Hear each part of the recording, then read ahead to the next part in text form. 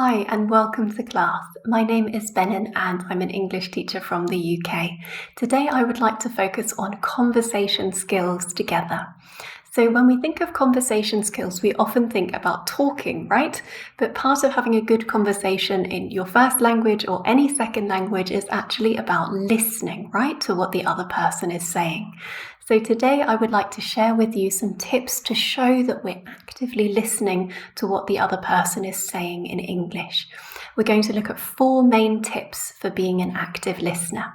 Okay, so let's dive in with the first one. The first one, nice and simple, is just making sounds to show that you're listening. So in some languages this varies, but in English we tend to use the sounds or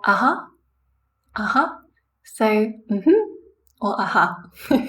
Okay, so this sound you can use to show the person that you're interested. That's the easiest level, we can say. The second tip is to use actual words to show your interest. So this it could be things like oh, or really, or okay, or sure, or it could be slightly longer like oh, I see, or oh, really, for example.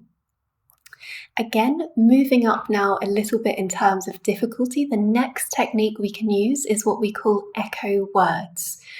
So this means repeating kind of key words or key ideas of what the other person has told us. So for example, if I tell you, I'm really excited, I'm going to Greece next month, you could take the word Greece and repeat it. You could say Greece. And it shows you're interested. Often we would take the word and say really or wow. So, oh, Greece, wow, for example. Or it could be something more mundane, like I could tell you, oh, I've been working at my company for 10 years, for example. And you could take the word 10 years, this key idea, you could say 10 years, wow, 10 years, wow. We might say 10 years, wow, that's a long time. But we're taking these key words and repeating them.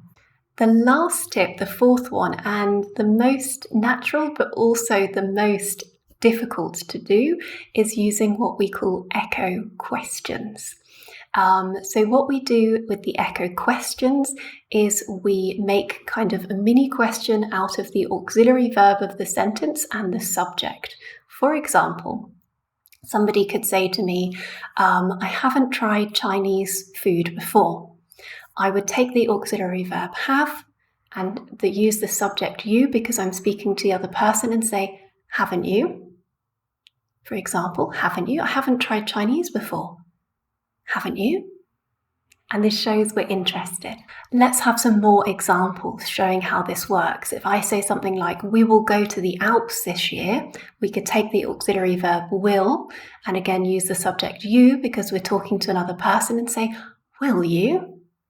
So that's our echo question, will you? And it shows we're interested. Again, another example, we could say something like, my sister can't swim, for example. And we take the auxiliary verb can't and the subject because it's referring to the sister she, can't she?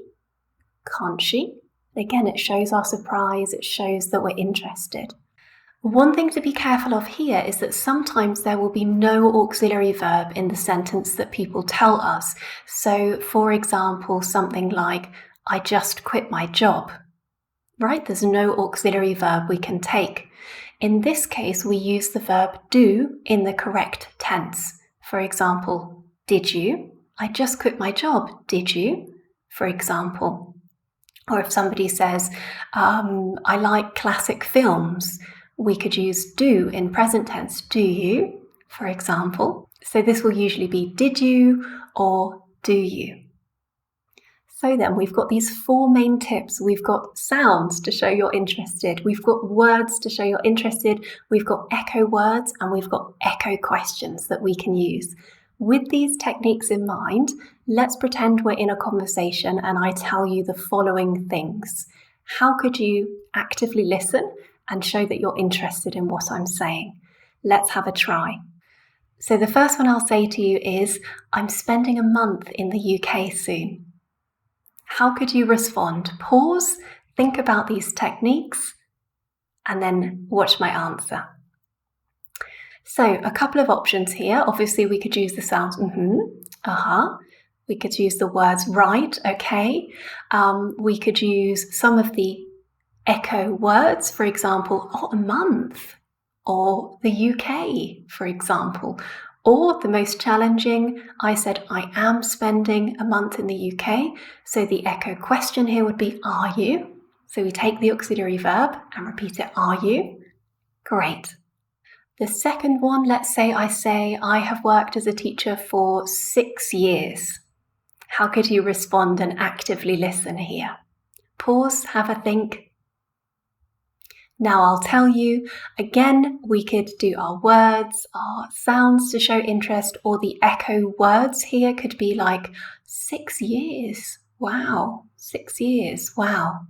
Okay, or that echo question would be, have you? I have worked as a teacher for 6 years. You could say, have you? Wow. And last one, let's say I say to you, I went for a swim in the sea yesterday. I went for a swim in the sea yesterday. How could you actively listen? Pause, have a think.